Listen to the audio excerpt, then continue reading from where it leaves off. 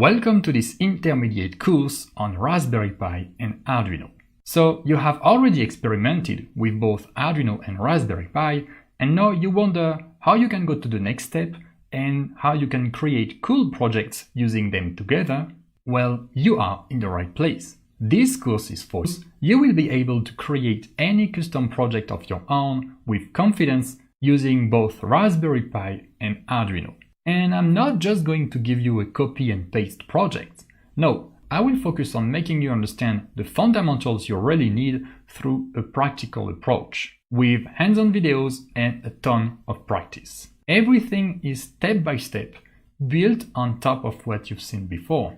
Now, what will you do in this course? Well, the course is divided into 4 main parts. First, you will make the Raspberry Pi and Arduino talk to each other using serial communication. We will then focus on a few Arduino components that you will control from the Raspberry Pi, and as to the final project of the course, best practices in mind that I share with you all along the course.